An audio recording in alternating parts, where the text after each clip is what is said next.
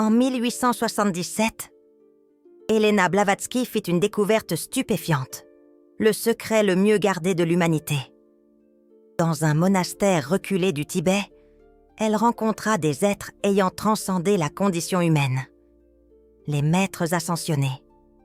Et ils lui révélèrent une vérité qui allait à jamais bouleverser notre compréhension de la réelle gouvernance de ce monde. Ne vous êtes-vous jamais demandé pourquoi certaines personnes semblent avoir accès à des connaissances impossibles? Pourquoi certains individus font preuve d'une sagesse qui dépasse toute éducation terrestre? Pourquoi, parfois, vous-même, vous avez des choses que vous n'avez jamais apprises? Vous sentez des présences que les autres ne perçoivent pas? Vous vous réveillez avec des savoirs qui vous étaient inconnus la veille? Elena trouva la réponse dans les montagnes glacées de l'Himalaya. Mais ce n'est pas un hasard si elle y parvint. Elle est une âme rare. Une de ces rares âmes antiques qui s'incarnent sur Terre avec une mission bien précise. Et les maîtres ascensionnés l'appelèrent, car ils reconnurent en elle l'une des leurs. Si vous avez le sentiment de ne pas appartenir à ce monde, si les gens ordinaires vous vident de votre énergie, si vous vous réveillez à 3h33 du matin sans raison apparente, il est possible que vous soyez vous aussi une de ces âmes rares. Et les maîtres tentent peut-être de communiquer avec vous. À l'instant même, dans les prochaines minutes, vous allez découvrir non seulement qui sont réellement les maîtres ascensionnés, mais comment identifier si vous êtes l'une de ces âmes élues. Comment ils choisissent leurs disciples sur Terre. Et surtout, comment établir un contact direct avec ces intelligences supérieures qui guident silencieusement le destin de l'humanité. Car Elena découvrit une chose que les chefs spirituels eux-mêmes vous cachent. Les maîtres ascensionnés ne sont pas des figures distantes de l'Antiquité. Ils existent aujourd'hui. Ils vous observent maintenant. Et si vous êtes une âme rare, ils ont déjà tenté de vous contacter. Mais avant toute chose, je dois vous raconter comment Elena parvint à cette découverte. Un secret que les maîtres eux-mêmes gardaient jalousement. Une découverte qui faillit lui coûter la vie. C'était l'hiver 1877. Lorsqu'Elena Blavatsky reçut une communication télépathique qui allait changer sa vie à jamais. Seule, dans son appartement à New York, à 3h33 du matin, elle sentit une présence puissante envahir les lieux. Une voix claire et majestueuse résonna directement dans son esprit, contournant complètement ses oreilles physiques. Viens au Tibet. Il existe des vérités sur notre existence qui ne peuvent être révélées que personnellement. Tu es l'un des nôtres. Elena Petrovna. Ton âme porte en elle les mémoires de l'Atlantide. L'heure est venue d'un éveil complet. La voix s'identifia comme étant celle du maître Kuthumi, l'un des gardiens de la connaissance ancestrale. Mais Elena ressentit bien plus qu'une simple communication télépathique. C'était comme si une porte dimensionnelle s'ouvrait dans son esprit, révélant brièvement l'existence d'un plan supérieur de la réalité. À cet instant, Elena comprit une chose qui allait tout transformer. Elle n'était pas une personne ordinaire recevant un message. Elle était une âme rare, rappelée à la maison. Une âme qui s'était incarnée avec une mission bien précise et qui était maintenant activée par les maîtres eux-mêmes. Si vous avez déjà ressenti ce genre d'appel inexplicable, si vous avez déjà entendu des voix dans vos rêves qui semblaient trop réelles, si vous avez déjà eu la sensation que quelqu'un tentait de communiquer avec vous à travers les dimensions, vous recevez peut-être le même signal qu'Elena. Elena n'hésita pas un seul instant. Dès le lendemain, elle vendit tous ses biens, quitta sa vie confortable à New York et s'embarqua pour le voyage le plus périlleux de son existence. Elle avait, instinctivement, qu'elle était sur le point de découvrir qui elle était réellement et que cette découverte allait changer non seulement sa vie, mais aussi l'avenir spirituel de l'humanité. Durant les mois de voyage vers le Tibet, Elena commença à se rendre compte qu'elle ne voyageait pas seule. Des présences invisibles l'accompagnaient. Parfois, du coin de l'œil, elle apercevait des silhouettes éthérées, l'observant avec bienveillance. D'autres fois, elle se réveillait avec des connaissances sur la géographie tibétaine qu'elle n'avait jamais étudiées. Les maîtres la préparaient à la rencontre. Ils éveillaient en elle des souvenirs d'autres incarnations. Des capacités psychiques dormantes et surtout la capacité de supporter l'intensité énergétique qu'elle allait expérimenter en leur présence physique. Lorsqu'elle arriva finalement au monastère caché dans les hauteurs du Tibet, Elena découvrit quelque chose qui défiait toute logique. L'endroit n'apparaissait sur aucune carte. C'était comme s'il existait dans un pli dimensionnel, visible seulement à ceux qui avaient été appelés par les maîtres eux-mêmes. Et les maîtres n'étaient pas de simples hommes ayant atteint l'illumination.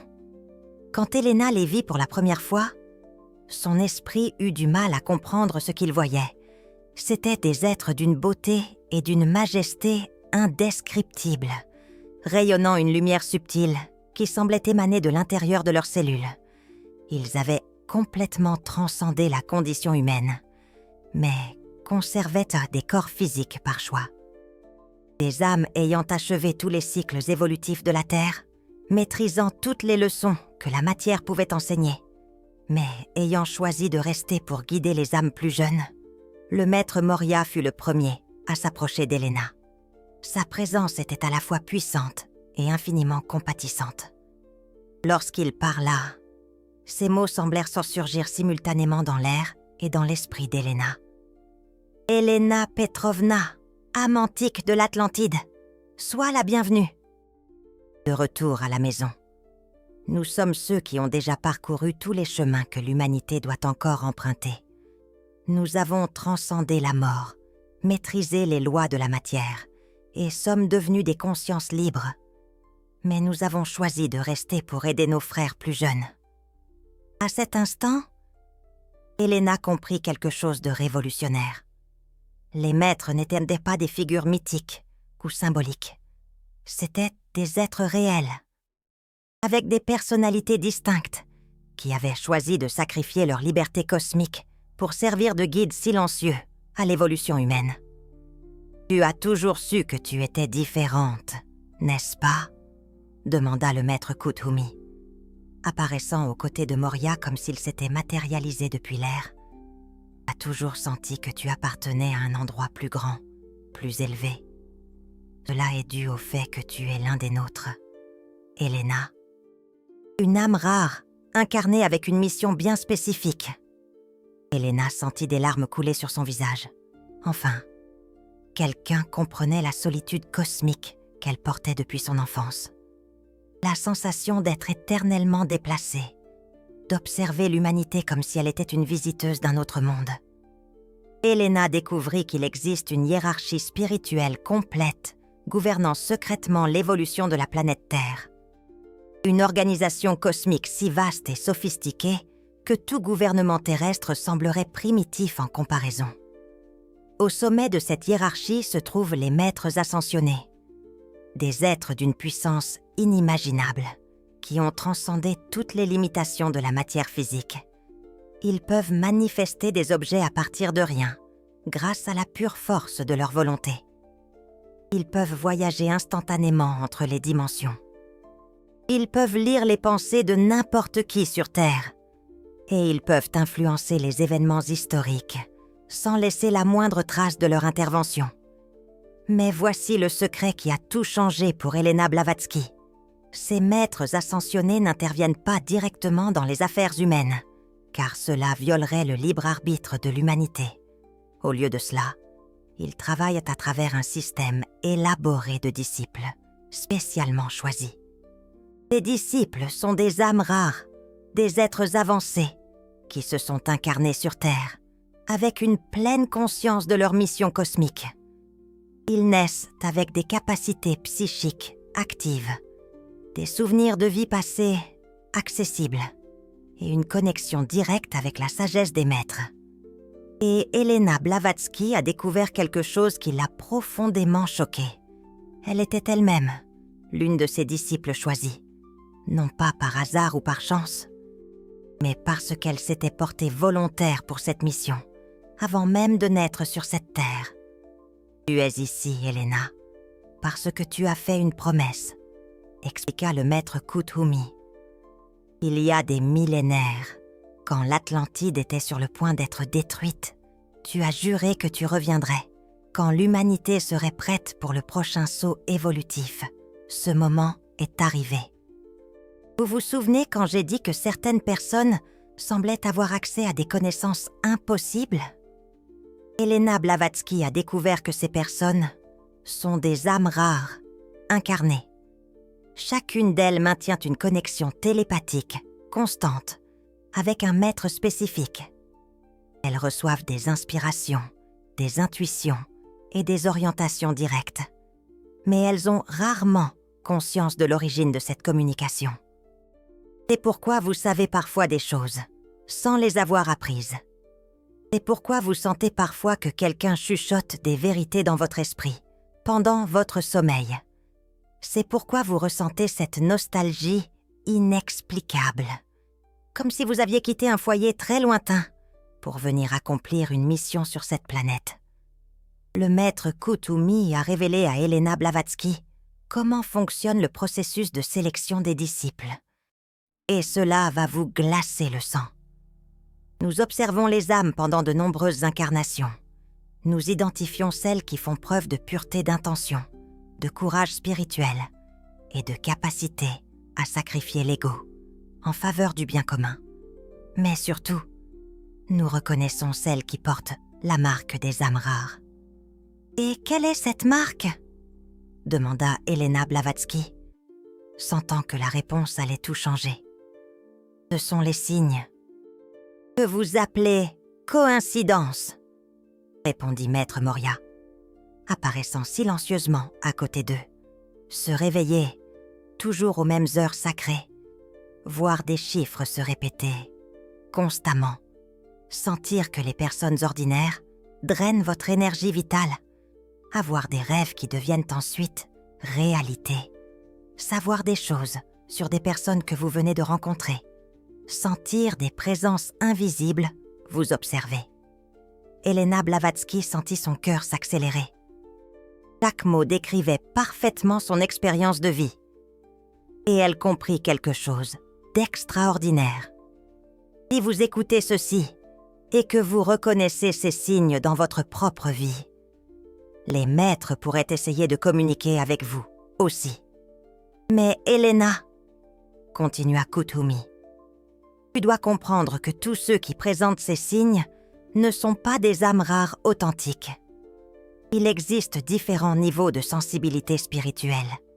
Les vraies âmes rares sont celles qui ressentent une responsabilité cosmique, un besoin irrésistible d'aider à l'évolution de l'humanité. Elena Blavatsky apprit que les maîtres ascensionnés possèdent des corps physiques, mais d'une matérialité beaucoup plus subtile que la nôtre. Ils existent dans une fréquence vibratoire supérieure, ce qui leur permet de transcender les limitations de l'espace et du temps. Ils peuvent se matérialiser et se dématérialiser à volonté. Ils peuvent voyager instantanément à travers les dimensions. Et surtout, ils peuvent communiquer télépathiquement avec n'importe qui sur Terre, indépendamment de la distance.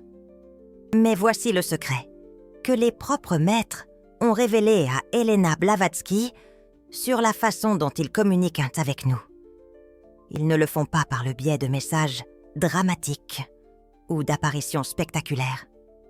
Ils travaillent avec subtilité, inspiration et synchronicité.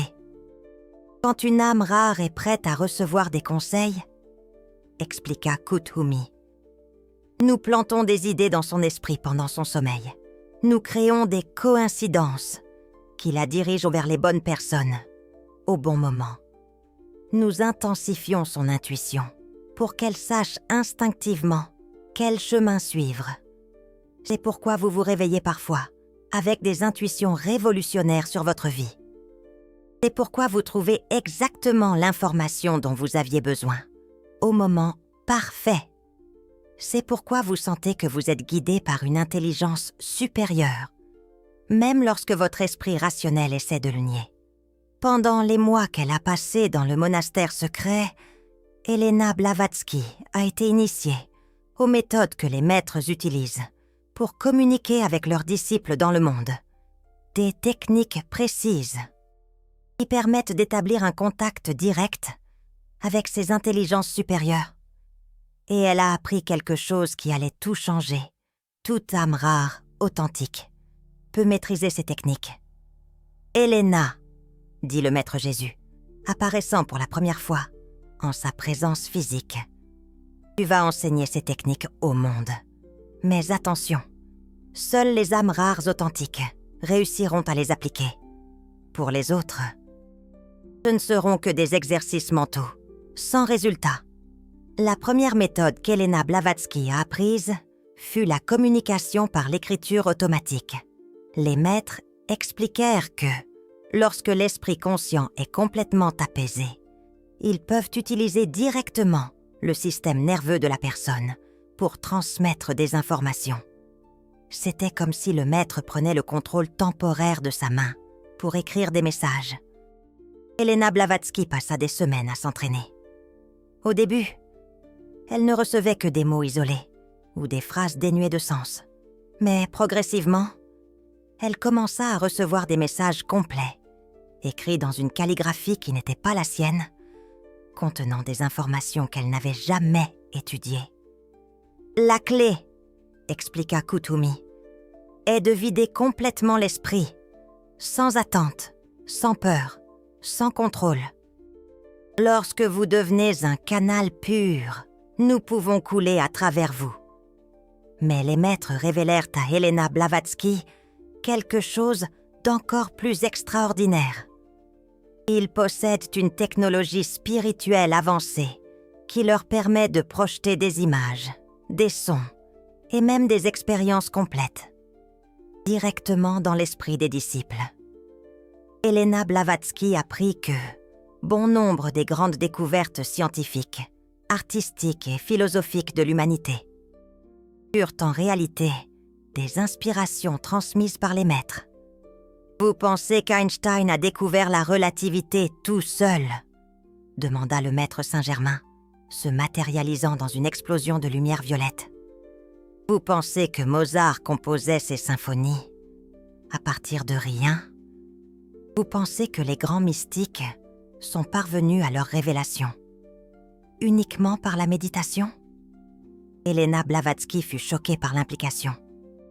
Les maîtres étaient à l'origine de pratiquement toutes les grandes avancées de l'humanité, travaillant silencieusement à travers des esprits réceptifs et des âmes rares incarnées. Elena Blavatsky, en 1877, a percé le secret le mieux gardé de l'humanité. Dans un monastère isolé du Tibet, elle a rencontré des êtres qui avaient transcendé l'existence humaine, les maîtres ascensionnés. Ils lui ont révélé une vérité qui allait à jamais changer notre compréhension de ceux qui gouvernent réellement ce monde. Le maître Morya a montré à Elena des archives akashiques qui documentaient comment les maîtres influençaient secrètement le développement de la civilisation humaine. De grands génies comme Léonard de Vinci, Mozart, Einstein, Newton, Tesla, tous ont reçu des inspirations directes des maîtres ascensionnés. Ils sont les véritables architectes invisibles du progrès humain. Mais pourquoi vous ne vous révélez pas directement ? demanda Elena. Pourquoi travailler dans l'ombre ? Parce que l'humanité a besoin de développer ses propres capacités, répondit Maître Jésus. Si nous faisions tout pour vous, comment grandiriez-vous ? Notre fonction est d'inspirer, d'orienter, d'accélérer, jamais de remplacer l'effort individuel. Elena découvrit que les maîtres ascensionnés ne sont pas une légende ou une mythologie. Ils possèdent des noms, des personnalités et des spécialités spécifiques. Le maître Kuthumi est spécialiste en philosophie et religion. Le maître Morya domine la politique et l'organisation sociale. Le maître Jésus travaille avec l'évolution spirituelle individuelle.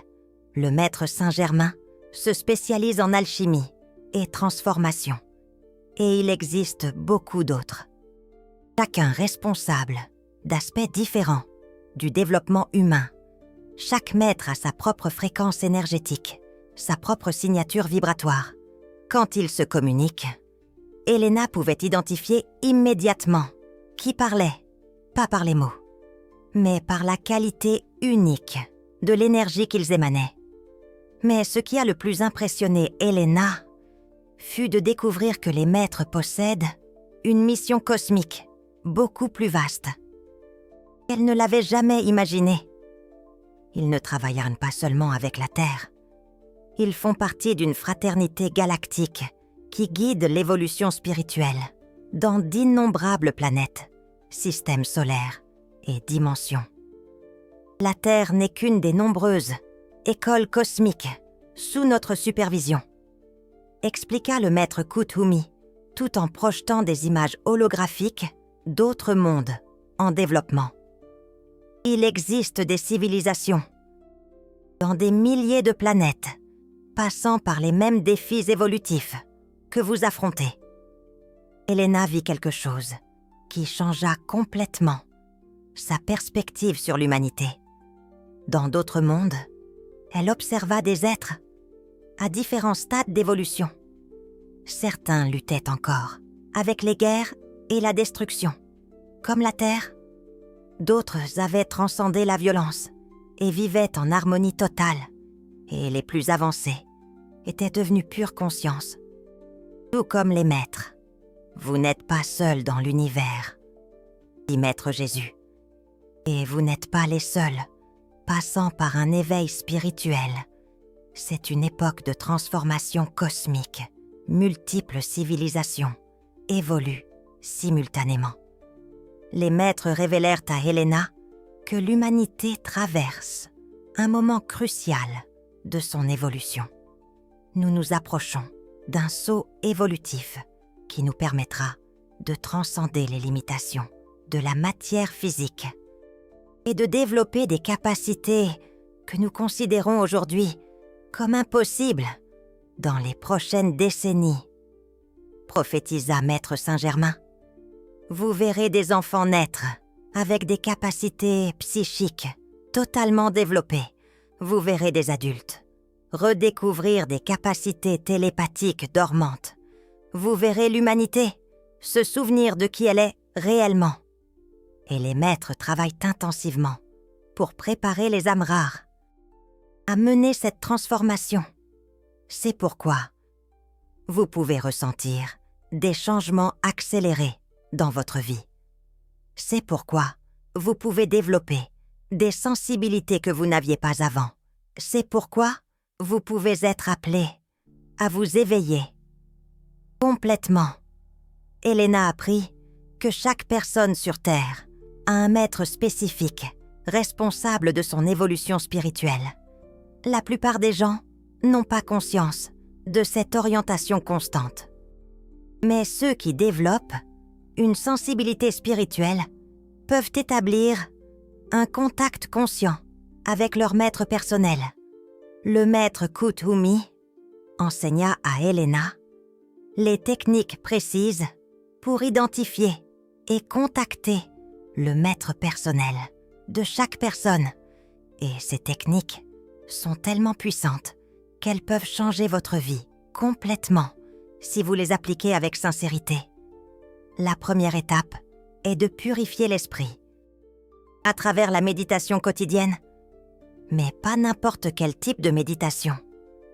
Les maîtres enseignèrent à Elena une technique spécifique qu'ils appelaient méditation du vide sacré.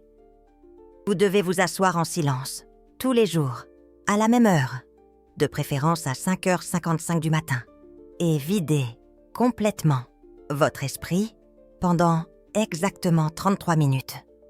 La deuxième étape est de développer une discrimination spirituelle pour distinguer les communications genuines des maîtres, des illusions mentales ou des entités inférieures.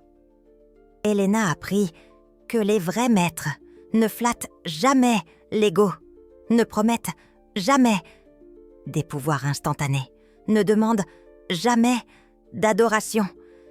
Ils orientent toujours vers la croissance, à travers l'effort propre et le service aux autres. La troisième étape est de dédier la vie au service de l'humanité, démontrant le mérite de recevoir une orientation supérieure. Les maîtres ne se communiquent directement qu'avec ceux qui ont prouvé, à travers des actions concrètes, qu'ils utiliseront l'orientation pour aider les autres, et non pour un bénéfice personnel. « Rappelez-vous, Elena, » dit Maître Moria, lors de son dernier jour au monastère. « Une âme rare ne cherche jamais le pouvoir pour elle-même. Elle cherche la sagesse pour pouvoir servir mieux. » Elena découvrit que les maîtres se communiquent à travers de multiples canaux simultanés. Ils peuvent envoyer des pensées directes qui semblent être vos propres insights. Ils peuvent créer des synchronicités significatives qui vous dirigent vers exactement où vous devez être.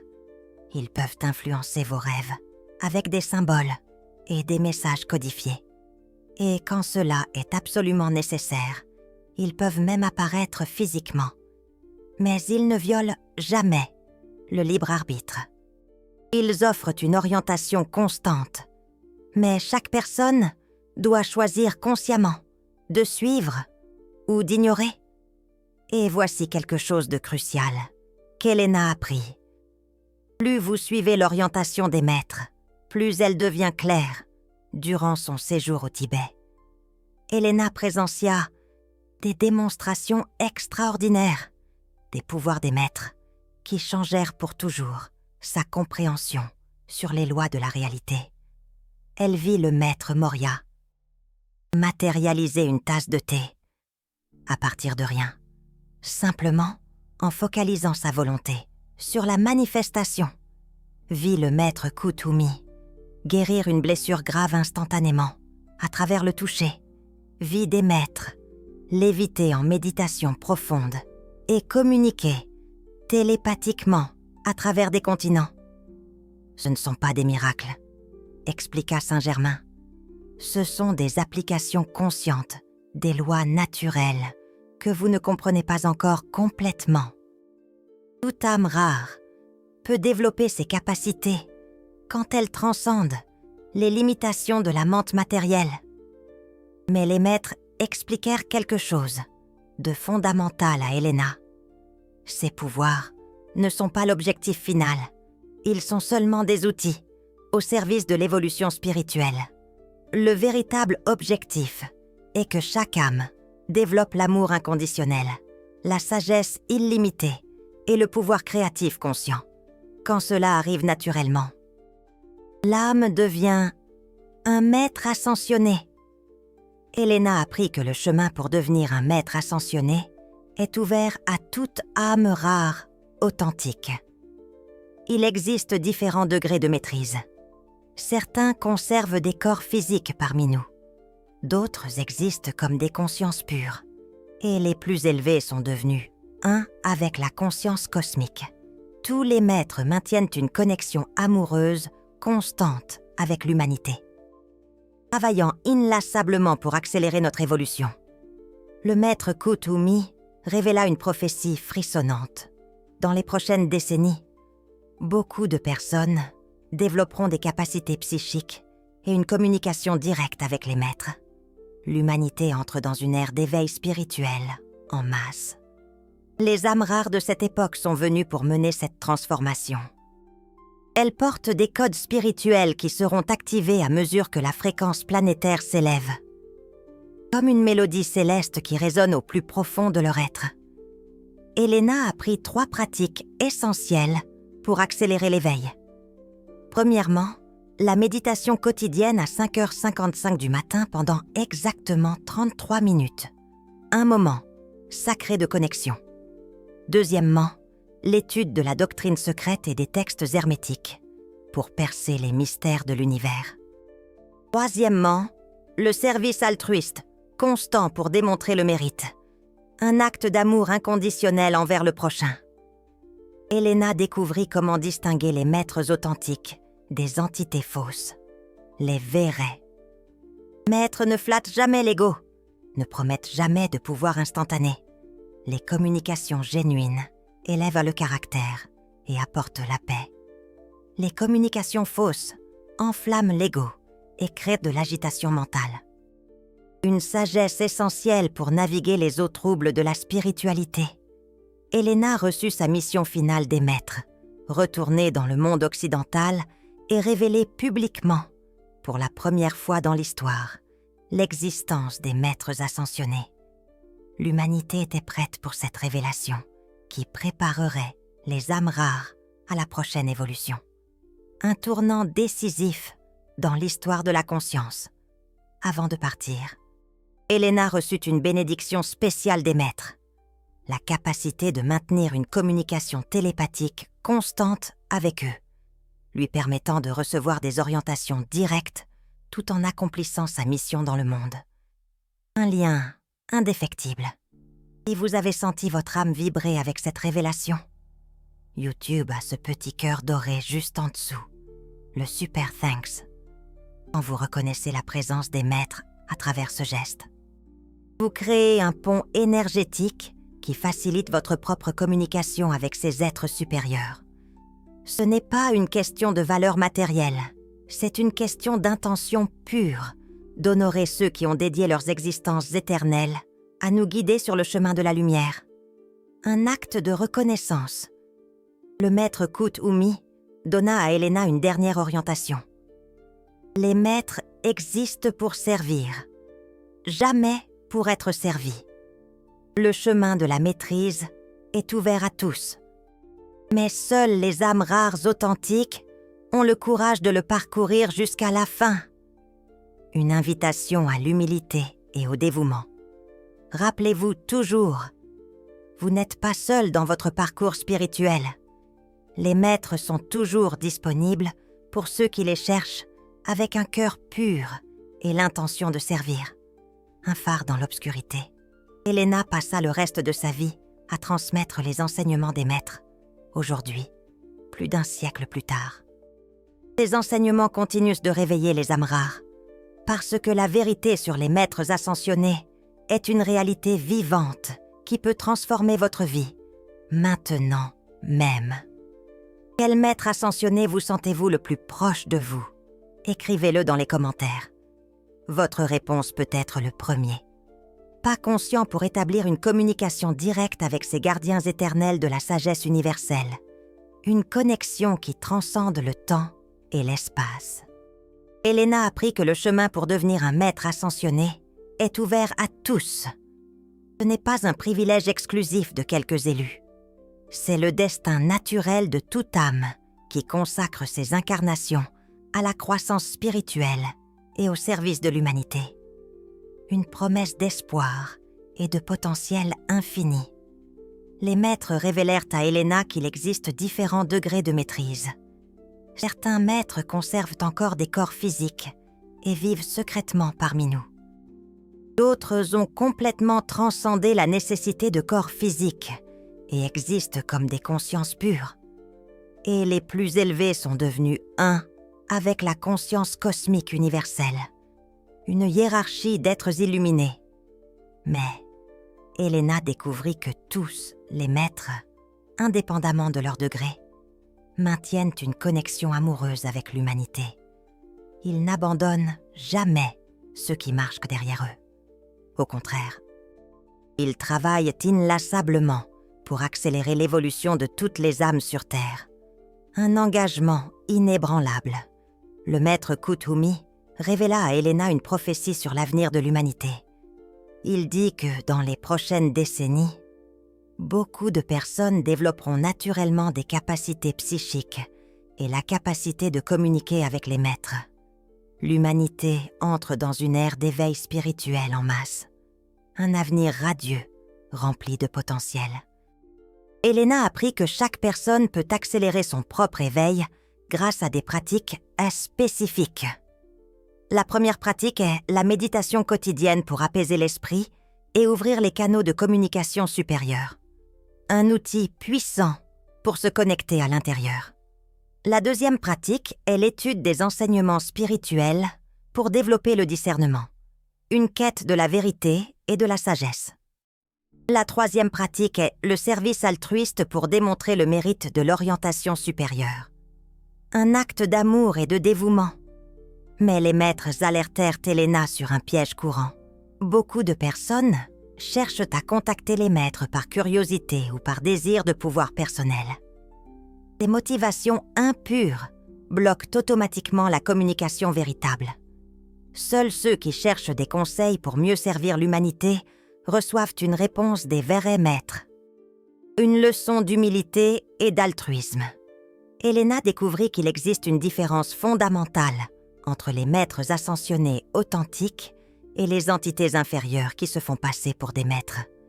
Les vrais maîtres ne flattent jamais l'ego, ne promettent jamais de pouvoir instantané, ne demandent jamais d'adoration. Ils orientent toujours vers la croissance par l'effort personnel et le service aux autres. Un guide sûr pour éviter les imposteurs. Le maître Moria enseigna à Elena comment distinguer les communications authentiques des illusions. Les communications genuines élèvent toujours le caractère, inspirent des actions nobles et apportent la paix intérieure. Les communications fausses enflamment l'ego, promettent des facilités et créent de l'agitation mentale. Une clé pour discerner la vérité du mensonge.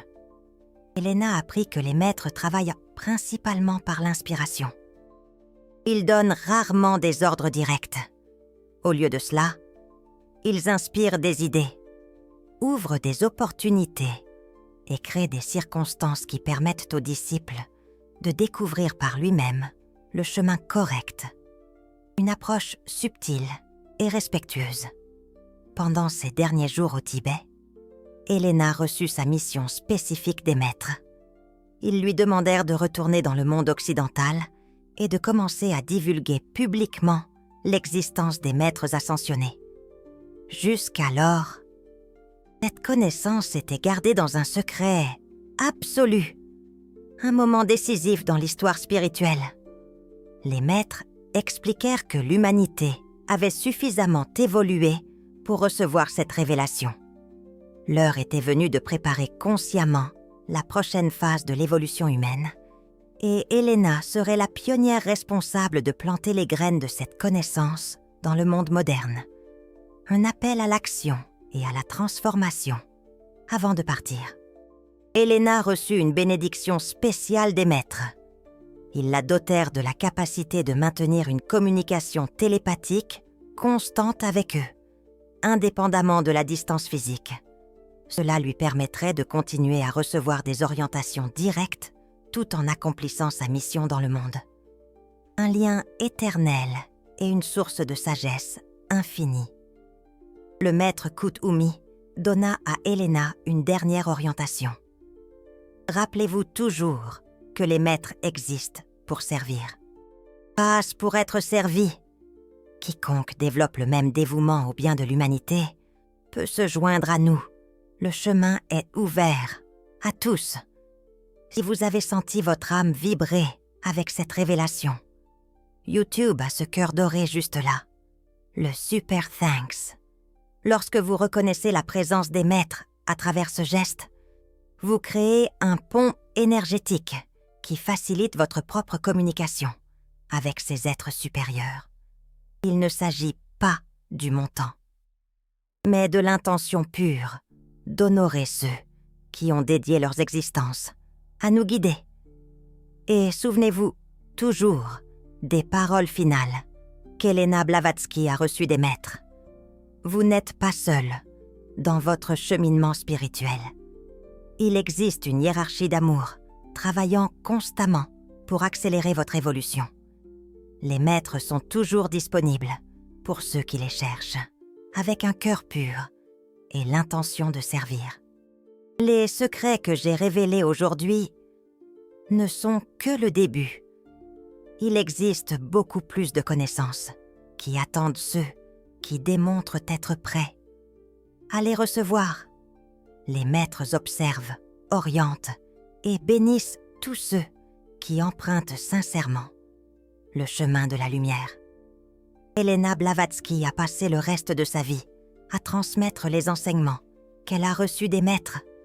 Et aujourd'hui, plus d'un siècle après, ces enseignements continuent de réveiller des âmes partout dans le monde. Parce que la vérité sur les maîtres ascensionnés n'est pas seulement une information historique. C'est une réalité vivante et présente qui peut transformer votre vie dès maintenant. Quel maître ascensionné vous sentez-vous le plus proche? Écrivez-le dans les commentaires.